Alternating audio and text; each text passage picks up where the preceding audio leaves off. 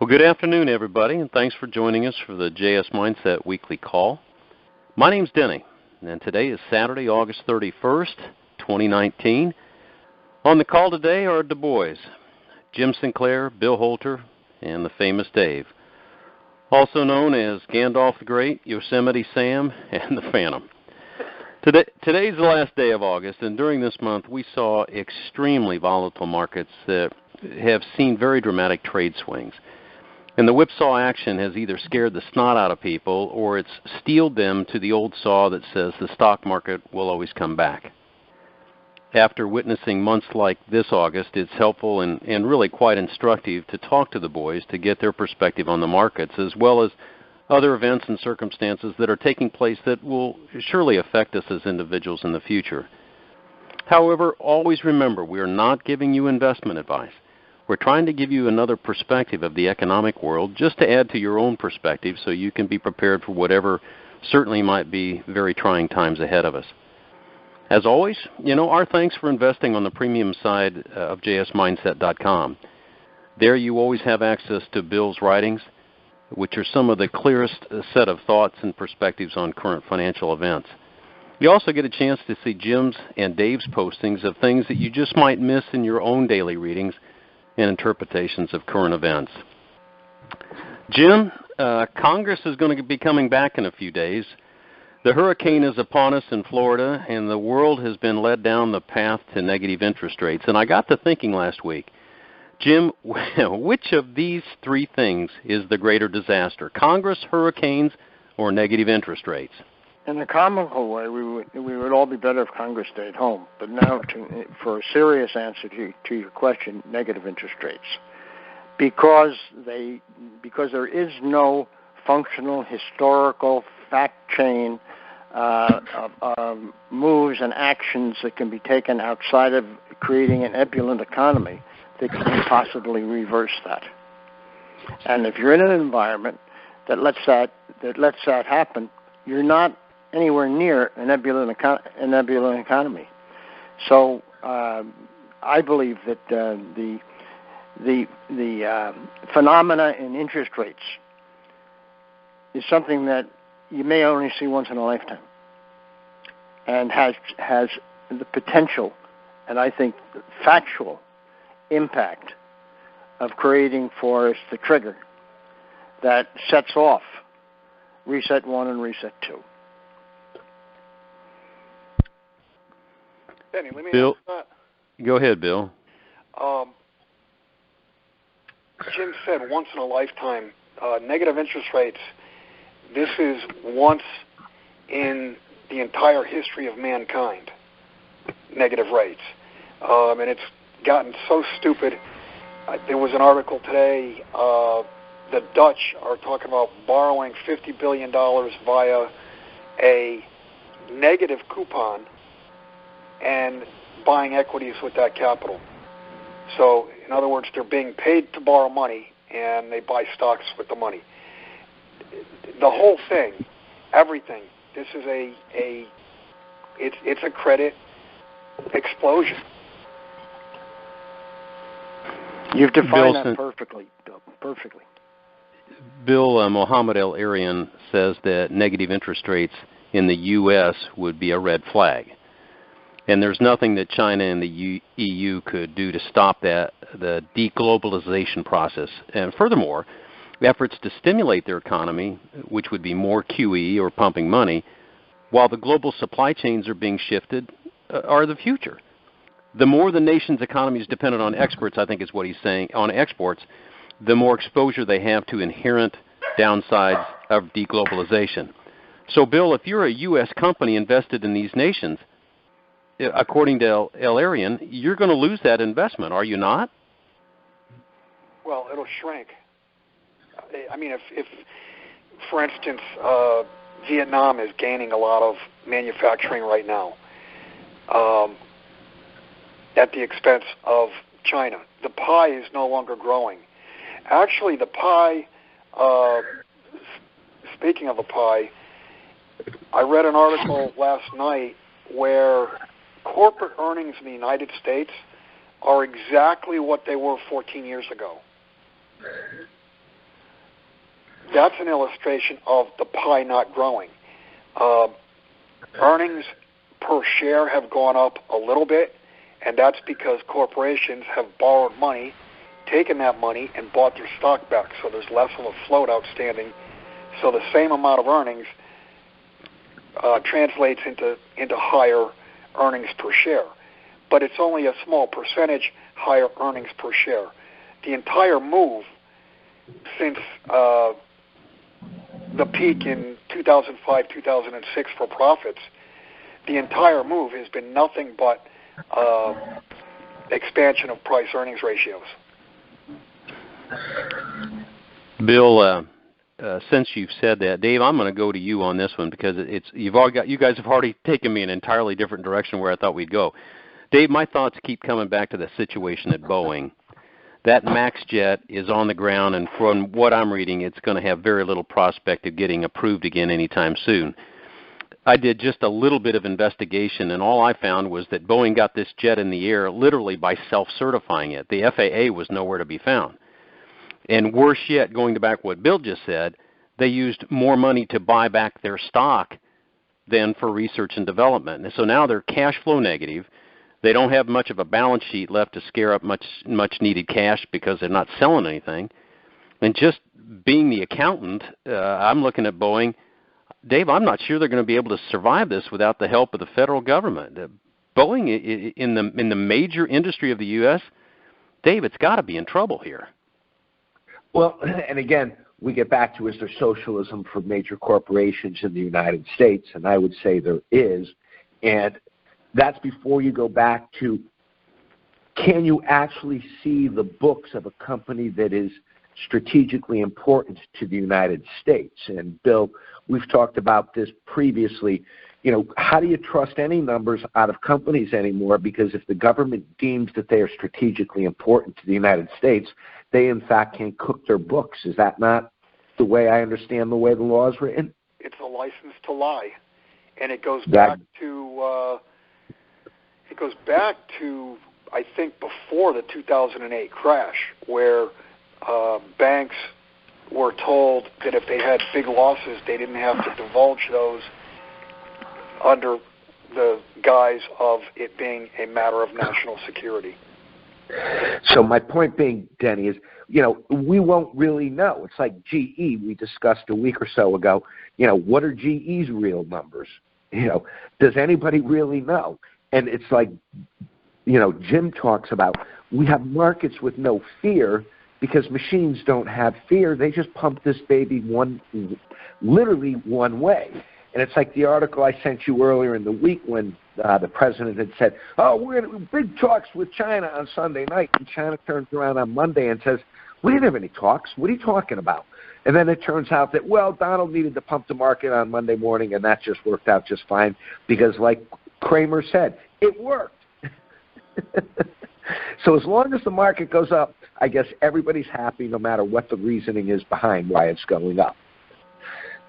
So that would be the answer to the Boeing question. Will we ever know? And yes, the government would bail them out if they needed to, just like they bailed everything else out when needed to, the banks or whoever's necessary to keep the Ponzi scheme alive. Bill, you're absolutely right about that earnings per share. These rascals have used their money and they've squandered it. Instead of going for research and development or developing their markets, they're using it for stock buybacks because usually either the board or the leadership get remunerated for stock or stock growth, and then this real stockholders are sort of sucking up because the balance sheet's deteriorated. Hey Jim, long-term investment becomes a problem. Exactly. Very short-sighted. Jim, gold is a barometer of wealth, but oil is a barometer of economies. Jim, 5 years ago, oil was at $110 a barrel, and gold was at $1,200 an ounce. Now oil is half that, $55 a barrel, and gold's up to $1,520. So gold is up and climbing, and oil is down and falling. Jim, give me your perspective on these numbers and what it might mean to us.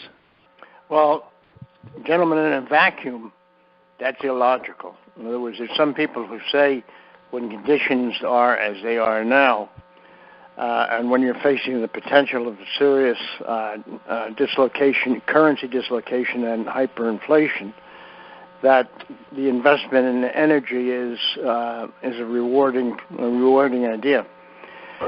However, from the time and point you made to now, geopolitics have changed so significantly, and the oil market itself has changed so significantly, and the liquid natural gas market has changed so significantly.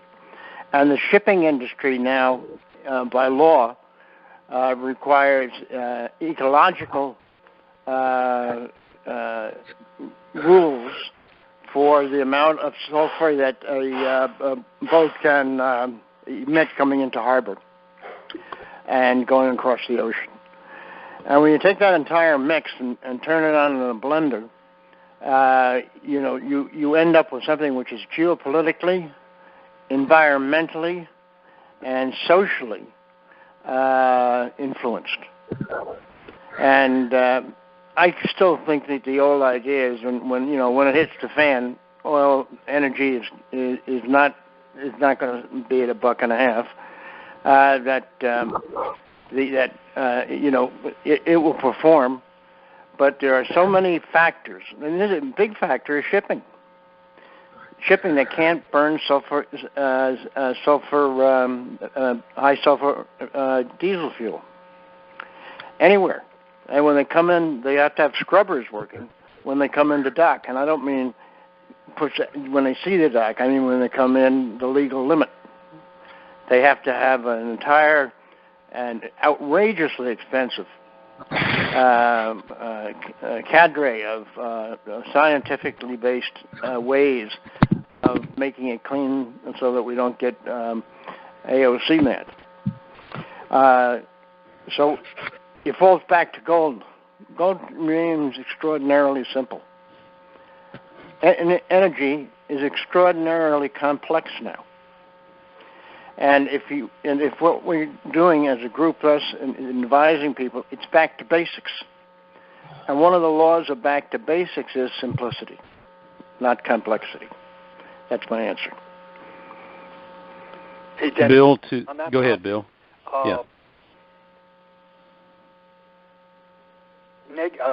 0% interest rates, negative interest rates. We're now to the point where let's compare a dollar, a euro, British pound, Japanese yen, whatever, at 0% interest or a negative rate versus an ounce of gold that pays no interest. So neither of them pay interest. Which one's better? One has a liability of an issuer, and the other is a creation of God that has no liability. It's a pure asset. It is pure money. So that's the simplicity Jim was talking about as far as gold is a very simple market now. Bill, to the world, the stock market is the economy.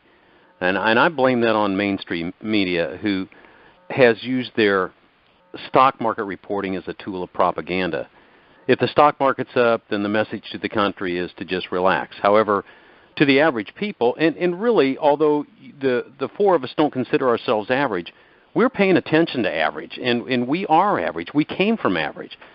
And the economy, whether or not I can feed my family and pay my bills and prepare for retirement, is my analysis of the economy. And Bill, year by year for the last several years, the majority of the population is worse off than they were the year before. Fair statement? You could have made that statement for the last close to 30 years, since call it 1990, and you'd be correct. I mean, look at real earnings. Real earnings today are, we're back to like 1967 levels. There's not been an increase in the real standard of living. Dave, I'm going to go a little bit of a different direction. In Hong Kong, the streets are almost daily filled with hundreds of thousands of protesters, and from what I can see, they're young. I'm trying to look at these pictures in detail. I don't see old people. I don't see gray hairs. I see young people. But just today, I read that the police are firing live rounds. Dave, what's the end game in Hong Kong, or as Dustin's called it, Hong King Kong? What's the end game there in Hong Kong right now?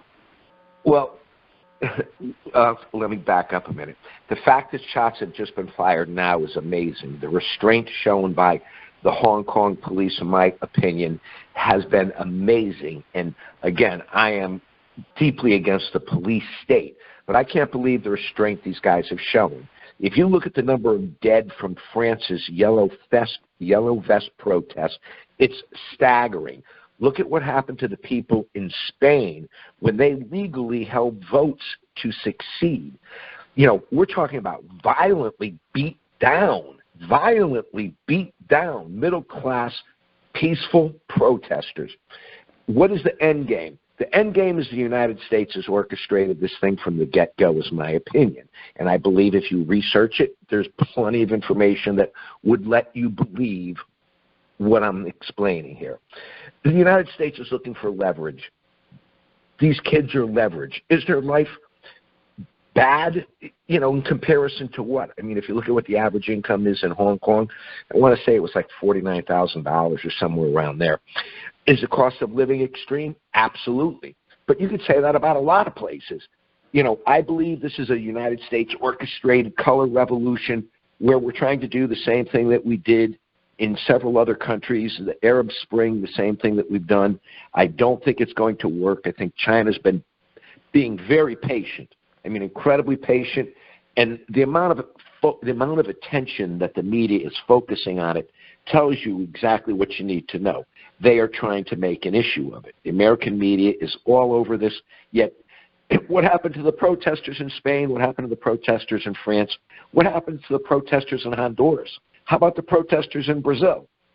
So again, I believe this is just another color revolution. It's a way to victimize China. That's what our media does best because there's only 6 major media outlets in this country, and they are all owned by what you want to call the deep state, or they wouldn't be in business. Jim, you've always been way ahead of the curve. Early on, you defined the management of perspective economics. You called it MOPE. And then you spoke of QE, quantitative easing to infinity, which is what we've been living through and what we're living through right now. And time after time, your predictions of gold prices, from my history of reading of the history, it's been spot on. Of all publications this week, I guess it was last week or 2 weeks ago, Global Times has now warned the world that we need to be back on the gold standard because Washington is disrupting the financial order. Jim, more and more people are starting to get it, but of all people, Global Times came out and warned that it's all about Washington. Any thoughts on that? Well, the one thing that, let's say, over the decades, if you were to rob the pantry, okay, and you were a person of power, what would you rob?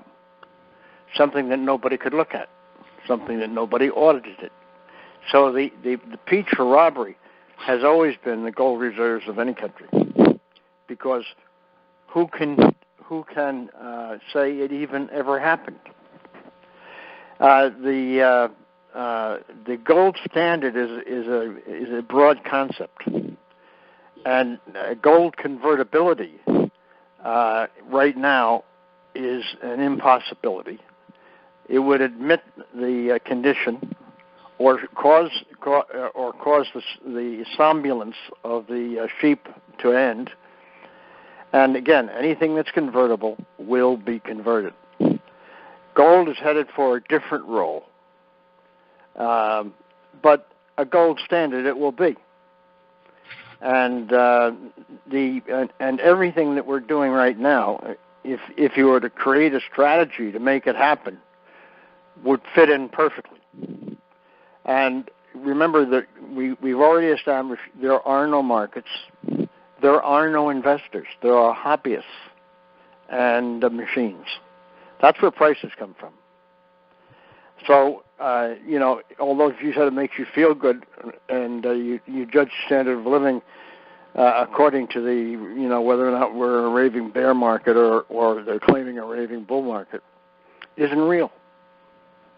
They're just numbers in cyberspace. And again, without fear or greed, you don't have markets. You have things easy to manipulate. And you have 6,000 engineers working for a firm that is trying to be the manipulators and the creators of price of everything. That will turn a horde towards gold that are the real investors, but at the present time are being put to sleep by what's that fellow that honks the horn and spins around on the TV and says it worked? The commentator that you just mentioned a moment ago. That is the public. But hear me, there are no investors. There is no retail. None. Zero. There are hobbyists, gambleholics, and there are machines. That's the entirety of the price determining mechanism. Look at India. India has increased its gold position significantly and announced it yesterday. They even had in mind trying to grab the Golden Temple, except that they'd end up with a riot that would make Hong Kong and the Yellow Jackets look like a kindergarten. So, with all the central banks, all major central banks increasing their gold, with gold being probably the major asset of every old European family that still runs the show, with gold being the primary thing you can steal from a government if you are the government, and no one will ever find out, are all positive points, as is that article, that we're in for a reset, but not convertibility. We're in for gold influencing currencies strongly, but not in the method of the days of Roosevelt.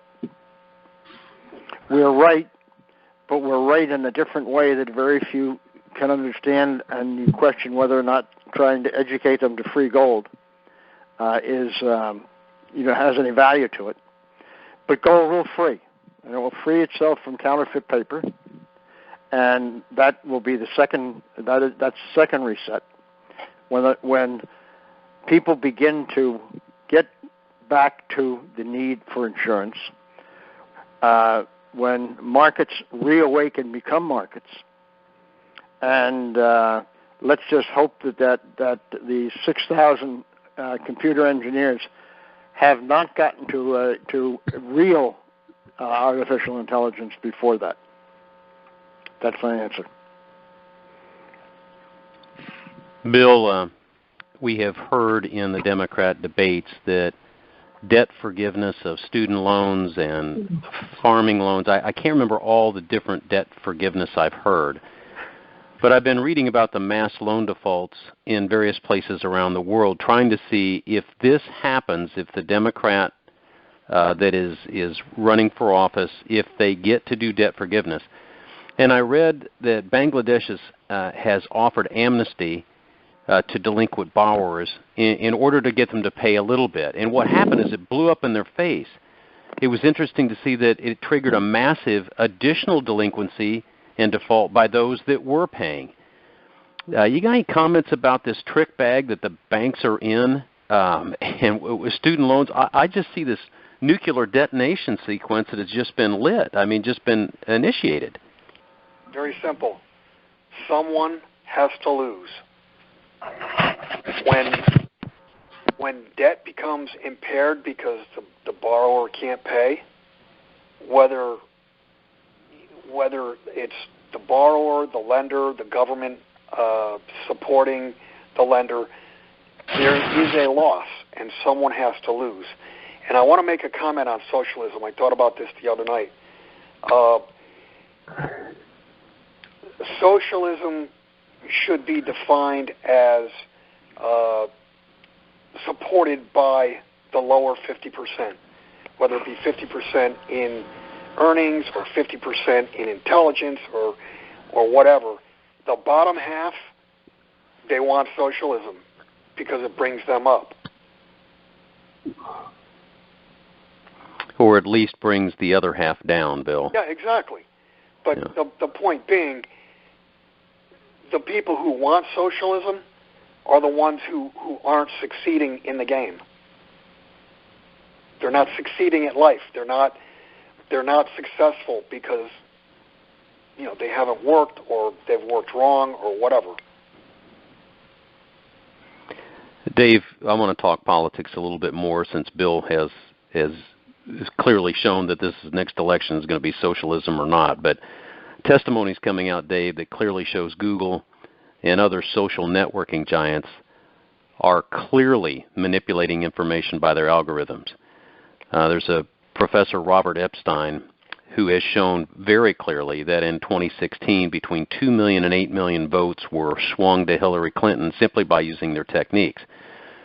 In point of order, no relationship to Jeffrey Epstein, and he voted for Hillary Clinton. Dave, do we have any reason to believe it's going to be any different for 2020, that these algorithms are going to be cranked up, even higher for one party or the other? Well, again, you have to understand the nature of the beast, and if you use it, then be prepared to understand that what you're getting may be manipulated. It's like doing a Google search. Well, why use Google search like we talked a couple of weeks ago? They're going to taint it. And, again, which way are they tainting it? You really never know. You never know whether it's a psyop or a double psyop. It's like spy versus spy out there. You never know who's really pushing what. So what you have to do is you have to find ways around using their services, such as I say, I don't own a TV, and I can't believe everybody tells me they don't watch TV, but their favorite programs. You have a TV, you watch it. That's because you talk to Alexa all day, David. Right, exactly. Again, that's again my point. And let's just use as a quick example off the subject. A good friend of mine's a consultant for Homeland Security. He's a retired police chief, and we were watching what was going on in Florida when the threat of a hurricane was coming and the shelves were cleaned out, and we're looking at each other going, does this tell you one simple thing? The average American is not prepared. When you have to run out and buy bottled water and everything ahead of a storm, it tells me you have nothing in your pantry. You have nothing in your closet, so you've not prepared for a rainy day. Well, you don't think that Google knows that. They know what people are thinking ahead of thinking it, and they have the ability to plant things in your mind, just like the threat of the storm planted in everybody's mind that they needed to run out and stock up. And again, the hurricane does not look like now it's going to hit where they thought it was going to hit. It may go up the coast further. But the whole point being is people allow themselves to be played. Don't use the services. Don't use Facebook. Don't watch TV. Don't Google things. Learn to research things on your own, because the mass media will hide things from you. When I say hide things from you, if an event occurs and it doesn't get reported anywhere in MSM, did it occur? And the answer would be, in most people's mind, it did not. So, yes, are they going to influence elections? That's obviously what they do. But they Dave, influence if you tell somebody that it did occur, you're crazy. Right. Well, and again, just to stay on track, but to give it a little bit of thinking here, there's been an enormous lawsuit going on between a professor from the University of Pennsylvania, a Dr. Mann, and a Dr. Bell from Winnipeg in Canada. Dr. Mann created the hockey stick heat graph. Dr. Mann refused, after 8 years of trying to sue Dr. Ball, refused to turn over his documents stating how he came up with this heat map. And the heat map took the 15th century warming out and the mini ice age that followed, and Dr. Ball called him out on it. Make a long story short, Dr. Ball won the lawsuit that's been going on for 8 years. I've been following this story for a very long time, and when the suit was settled last week, 2 weeks ago, and Dr. Mann lost the suit, and the court ordered he paid Dr. Ball's defense, his lawyer's bills. Which one is which, Dave? Is Dr. Ball the Canuck, or is Dr. Mann the Canadian? from Canada. Dr. Mann is from the University of Pennsylvania. The study was conducted with taxpayer dollars. He refused to turn over the data that he used to create the map. To make a long story short, Google the story, and you cannot find coverage by MSM anywhere, nowhere. I mean, it's just nobody's picked it up except certain alternative media sites. So, yes, they're skewing everything. They skew everything, and they have the ability to do it.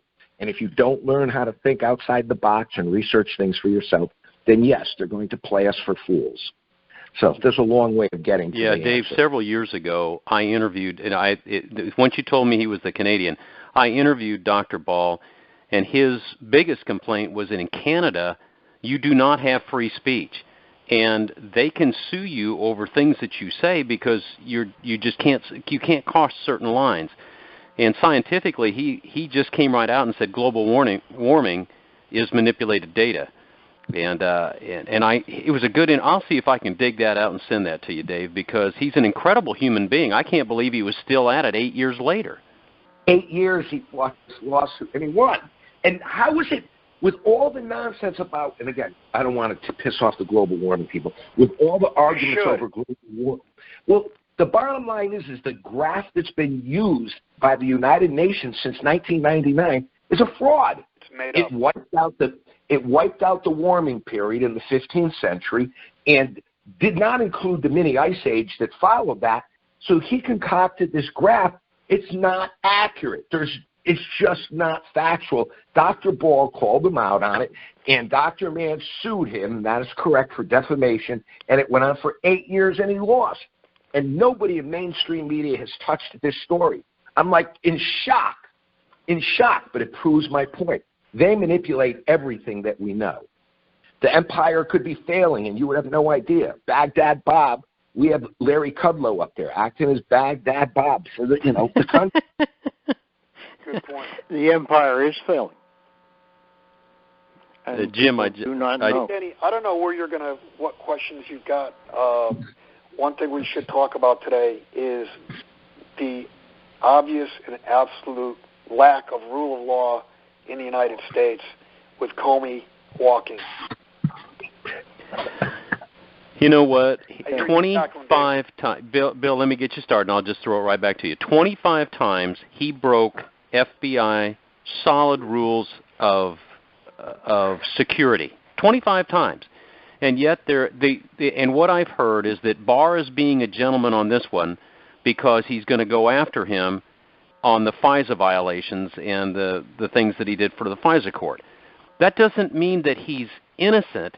It means that they're giving him a pass. And I don't think they should give him a pass on anything. Well, we'll see. We'll see what happens with the FISA stuff.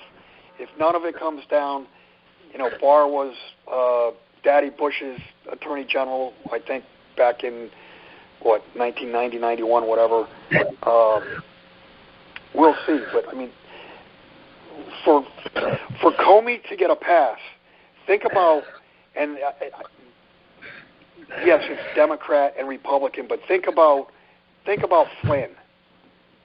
The guy spent his life savings on lawyers. And what he did in comparison is zero. And was told he didn't need a lawyer when he had the interview. His attorney now has asked for top secret clearance so that they can read some of these, so that she can read some of these documents. I still think that Flynn will eventually go free, but he has spent his entire fortune, mortgaged the house, the whole 9 yards, and it's just criminal for just the rule of law as you speak for me to see a good man like that destroyed, and then what I call a scumbag of Comey to get away and then to thumb his nose in his tweets and say, I accept your apology, and no apology was offered, asshole. Man, that guy gets me mad. Just look at him, okay? Yeah. Tells you the whole story. Well, now I'm going to have to wipe out the whole tape because you swore, Denny. God will forgive me. I'll be in church tomorrow. Hey, Jimmy, J.P. Morgan, Goldman Sachs, Bank of America, and many of the major investment banking firms, and whether that is the people that loan money. Do you think the major moneyed interests in the United States, Jim, are afraid of what's coming, or are they ignoring it? Is there any preparation on their part? Bear in mind that the names you used, broker loans, more than initiate loans. So it's debatable whether or not their capital is involved in the huge amount of syndication they do. I think that none of them care a twit about the name of their company. There is no Goldman, there is no Sachs in Goldman Sachs, and that's true of all of the famous name firms. All that they are interested in is lining their pockets, and they'll dump the corporations if required. The real rush to gold is going to come from the 1% who have become enamored with the geeks' takeover of finance. When it becomes obvious that the sharks are now eating the sharks, and the system is coming apart. So I look towards those huge fortunes that are in Treasury bills, starting to wonder about the fact that they aren't getting paid to be there in any appreciable way or none. So I don't think that any of the major international investment banks really, for the interest of those that make the decisions, management, even care. Because they're just ignoring it. The thesis is get the money out of the corporation as fast as you can and let the corporation go if it must. Bill, I thought of you this week. You've stated often that Americans will see inflation in things they need and deflation in the things we don't need. My mother was things we have. My mother was an antique dealer in the 70s and 80s, and she predicted that these valuable things that people were investing in, that the price would eventually go down. Then I saw this week your beloved muscle cars, that on the high-end muscle cars are actually coming down in price, especially the antique high-end muscle cars. Expound on that just a little bit more about inflation in the things we need, but deflation in the things we don't need. Give us a background on that. Inflation of everyday goods it's a function of the currency. It's a function of the currency becoming worth less. We've had inflation in assets. We've had inflation in real estate, stocks. We've had, and bonds. I mean, bonds are bought with borrowed money. Credit has created the asset inflation. Now, typically, you're talking about muscle cars. Typically, somebody's not going to go out and borrow money to buy a 1968 GTO. They're going to use cash. And if you're seeing prices get soft on, I don't know what you would call, they're not frivolous items, but they're not necessary items. They're not an asset that you would go to the bank and borrow money for. It shows to me that liquidity is drying up. Here's what the graph showed. For with cash. Yeah, what the graph was showing is that the high-end Ferraris, Mercedes, some of the Shelbys, all of the really expensive, strong muscle cars have gone up. But if the muscle car was less than $27,000, then that price has continued to go up. So that tells me it's the affordability thing, and people are not going to put out the money for the super high-end stuff. They'll make do with something else. But I don't know why I thought of you when I saw that graph. I'm assuming you're still driving the muscle car. Oh, I got a new one. I swapped it. I swapped it because they came out with more horsepower. How many horsepower? 797. You're out of your mind. That's before Bill starts tweaking it. Okay, so that's for starters, Bill. Exactly. That's the baseline. You're insane. I got to bring it to Hennessy. So it's going to come out 1,200 horsepower, guaranteed. Let's talk about something important here. Dave, more and more defense experts and think tanks are now saying that the United States no longer has military primacy.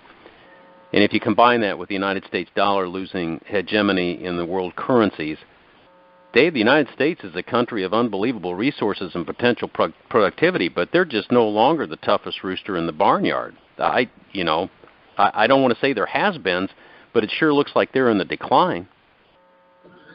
Well, we've squandered a lot of our wealth propping up, and I don't want to use the word Boeing, but companies similar to Boeing. We don't get, for the amount of money that we're spending, we don't get what we should get for our money. There's way too much fat along the lines. Defense spending eats up an enormous portion of the discretionary spending in this country. And again, you have to say to yourself, is it socialism for these giant corporations? Because who really sits on the board of all these things? Where do all these generals and all these military and all these intelligence people end up when they retire?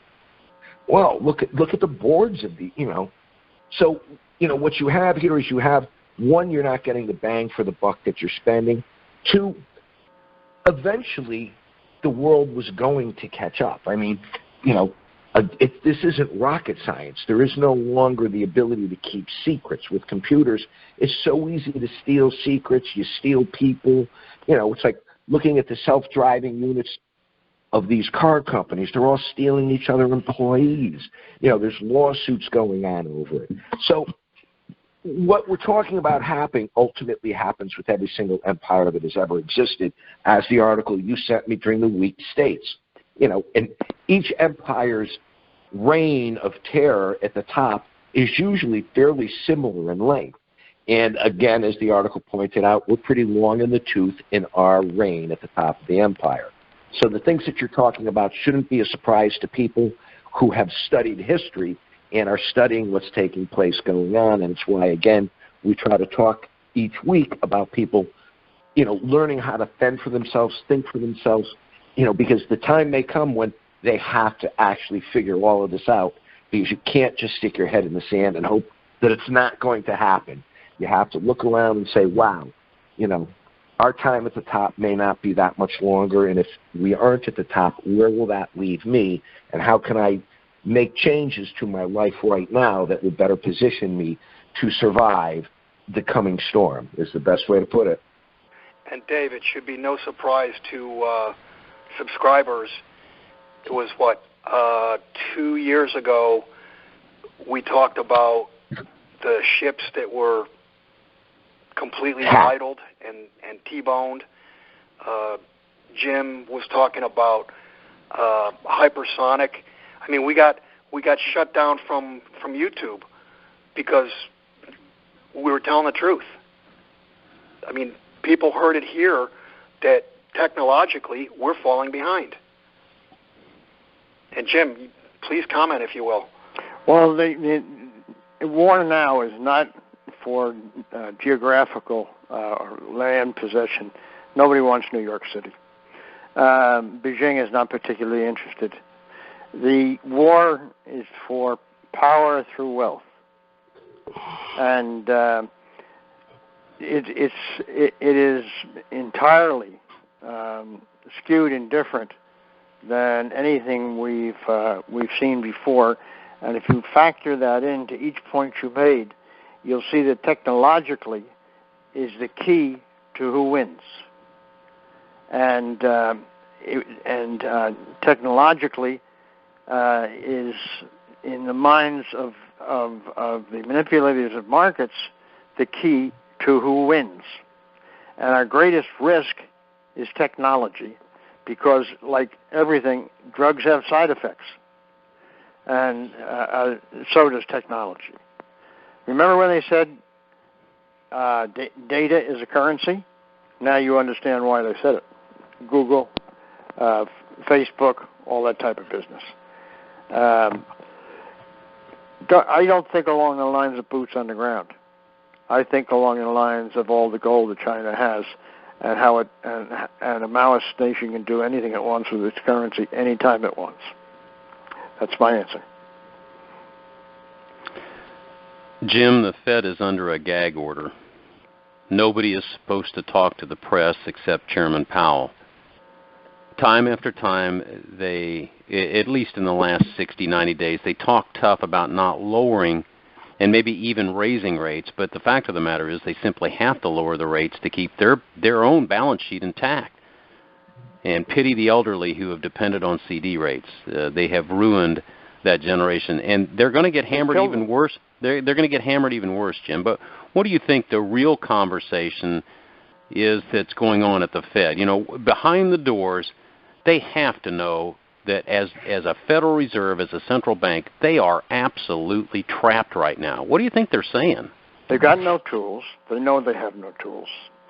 QE to infinity is defined as QE to fiscal stimulus, because fiscal stimulus of building an eight-lane highway across the United States requires QE in the background to pay for it, because the fellows making the road want to get paid for cement and tar and other things. They're all sitting quietly reading shadow stats, and they're not arguing with what they read. They know exactly what's going on and what's happening, as does China. And as we move into 2020, all of that's going to be a economic tool of technical currency to pick the weakest person possible to be president. That's it. Hey, Denny, I spoke about that topic, the gag order, and actually I would urge people to watch that interview I did with Dave Janda. That was one of the best interviews I think I've ever done, just because he asked such good questions. He asked about the gag order, and he remembered, and I know Jim and Dave and Denny, you remember, back in the old days, I think it was Greenspan that started these press conferences. It used to be there were people employed on Wall Street to crunch numbers, Fed numbers, monetary numbers, to forecast what the Fed's doing or what their next move was going to be. The Fed never, ever said, oh, we're raising rates or we're lowering rates or we're doing this or we're doing that. They never said anything. There was no press conferences. There was no, oh, we raised rates, we lowered rates, none of it. So we've gotten to the point of being spoon-fed and dumbed down. That is a great... And moped to eternal damnation. Yeah, exactly. Bill, that's a great recollection of history, because I remember when Volcker pulled the depreciation clause for commercial real estate and commercial property, and that destroyed an entire industry, and he did that out of the blue. There was no warning of it. It just all of a sudden hit, and I believe it was in September in the 80s, and it killed an industry, including the construction industry. It just eviscerated them. It blew up all kinds of things. Yeah, I was really young at the time.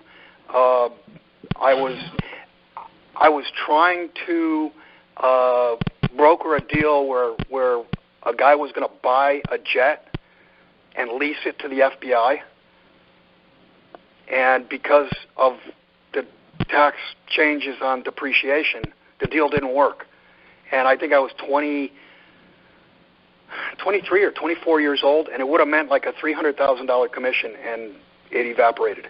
So I remember it well. Wow. Before I get to the next question for Dave, I do owe the listeners an apology for calling the liar, the leaker, the perjurer, former director, FBI, no, you don't. A bad name. However, I believe the future will probably prove that what I called him was going to be the nicest thing ever said about him in the next several years. You said it, you meant it. Yeah, I did mean it. David, let's talk about another jerk. The latest on Jeffrey Epstein is that they have collected 20 years of pictures and videos that either Epstein or an organization sponsoring Epstein has been using to blackmail politicians, Hollywood actors, business leaders, people of influence. And everybody knew Epstein was a dead man, but now after his so-called suicide, a murder investigation has sprung up in the Department of Justice. Dave, seems to me that a murder investigation could possibly allow the Justice Department to keep this in front of America and at least keep the deep state on their heels. What do you think, man? You're the one that called him a dead man as soon as he got arrested. Well, again, the media is a tool of mass distraction. So, again, whenever the press is beating something, I look someplace else. Because, and again, use the hurricane as an example. The media is a tool of mass distraction. Monday I'm doing cardio, I'm on a treadmill, and I'm look up at the TV, and they're describing the hurricane as catastrophic. It's like hundreds of miles away from hitting anything, and now it appears that it may not even hit the area, but they're screaming the word catastrophic over and over and over and over again. The media is mass distraction. Jeffrey Epstein and everybody who wanted to know about him has known it for years and years and years and years and years. The fact that it's out now, I think, again, they're going to use it as a distraction, and we may get a couple pieces of crust around the edge of the pie, but we're never getting to the filling on this pie is my example that I would like to, make the point of. I just don't see it happening because, again, just look at the high-level people that have gotten away every single time we go down one of these roads, be it the Franklin pedophile scandal, be it any of the other scandals that have come and gone, be it the ones in, Europe with England. I mean, they just, the public gets entertained for a while. It's like the O.J. trial. The O.J. trial went on for how long, and people were riveted to their TV, and it really went nowhere. And I'm guessing in the long run, that's what we're going to get out of this. We'll get some distraction time now while something else bigger is going on behind the scenes that we need to keep our eyes out for. They'll put up a couple prison guards in jail. Right. I mean, yeah. And somebody else has all that information, like where did Hoover's files go? Right. Where's Weiner's computer? Where's Anthony Weiner's computer? Do any of you remember probably the first... at the bottom of a bathtub. Yeah, do any of you remember the first 60 days of the first Clinton presidency when Craig Livingston was ordered to bring back 800 FBI files to the White House? And this poor guy was nothing more than a schlub caught in the middle of it. And everybody knew it was at that point that those FBI investigations of congressmen, of senators, of judges were now in the hands of a political machine that was run by Hillary. That I can't remember what year that was. It must have been 92. But Livingston was caught doing that, and nothing came of it. So, Bill, your last question. Somebody else has exactly the same situation now. Someone else has control. Somebody has that information. Most people via their stupidity and disgraceful actions. Yeah. Bill, on that Dave Janda interview, I heard you talking about the economic cycle, recovery, growth, boom, slowdown, recession. I can't remember all of it, but it used to be just there was the economic cycle, rinse, repeat. It was a cycle that we followed for 4 generations. Bill, where are we legitimately in the economic cycle right now? Well, it used to be that the economic cycle ran 3 to 5 years, and as discussed with Jim, you could rely on cycles, and cycles were created by credit, but they were also created by fear and greed. And there is no more fear and greed. There's a dumbed-down population, and computers are running the markets, and there is no fear and greed. Where we are as far as the cycle is concerned, we are at the very, very end of the greatest credit expansion of all time. And it is reversing. And when this thing comes down, everything comes down because everything runs on credit. There was a destruction of credit for one person is a destruction of the asset for the other. Exactly.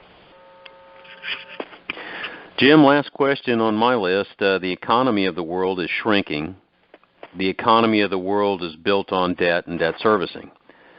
So countries are scrapping for every bit of whatever is left of the world economic machine, the markets. buying and selling. But this competition is supposed to make things better and cheaper, but it's got to lead to an inflationary blowout just to keep up with the debt monster that it's built on. Any thoughts? Because of the factor that what is coming is not an economic event. It's a currency event, which will create strains on the economic system that there are no tools by any central banks or governments to withstand. This is a currency event, not an economic event, that sets off the process of resets. And that's something that is incomprehensible in the sense of globalism. That everything should have been tied at any period to any one reserve currency, and that banks all became interwound into the derivative business. And then central banks began operating algorithmic activity in shares of the high-tech companies, which logically are selling at prices not at all qualified by their economic success.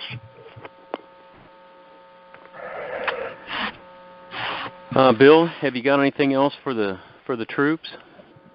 No, I think we covered a lot today.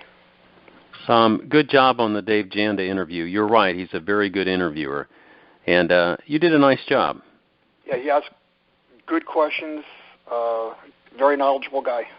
Are you going to post that on our JS Mindset website? I did this morning. Okay. I don't know if it's up yet or not, but I did send it for post. Cool. David, have you got anything else for us? No, nothing. Just everybody should have a long weekend and enjoy it. We're heading into the end of the summer, and let's see what the fall brings. I'm sure it's going to be interesting. Well, guys, that's it for me. You just had to say that, didn't you? Yeah, I had to. I didn't. I tried to stop, but I couldn't. Listen, guys, thanks for your time. Each and every week I can depend on you for just great perspective. I spend all week throwing a question here and a question there, and then usually about Thursday or Friday I start putting them all together. And about 4 pages of questions is an hour for you. And you just do a great job. Just thanks for sharing your time, okay? Thank you, Denny. Thank you very much. This whole thing is great, good fun. Yeah. Y'all have a good week now. All right. See you, fellas.